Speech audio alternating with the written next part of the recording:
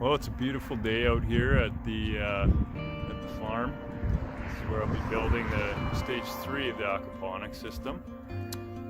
For now, though, I wanted to talk about stage 2 and just throw another clip together of how it all went. I never really even had plans to do anything with it until my friend Sean came over and we started talking about it, and he kind of inspired me to. He said, "You have so much room," and he was doing a thing like he had one in a greenhouse and one in another friend's garage they were building, and just for use of the space, you could do so much more if you grow vertically.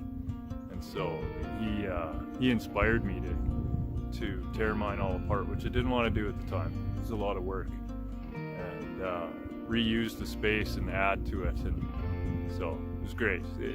Out of that, I learned a ton, and I was able to optimize the space in my garage while I was using it. I used about probably half of my 20 by 22 garage, and there was a point when I had about 750 plants growing in there, and so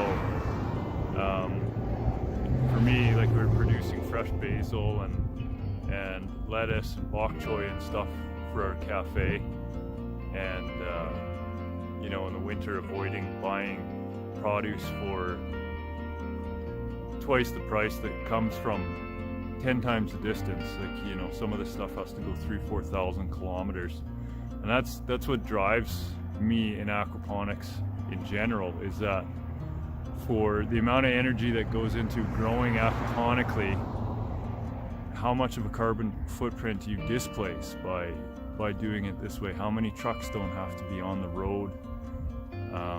So much of our produce up in Canada comes from way down south, and so the more we can displace that, the better it is, in my opinion.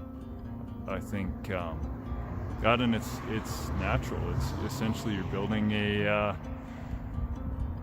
an ecosystem that, you know, grows naturally and essentially organically.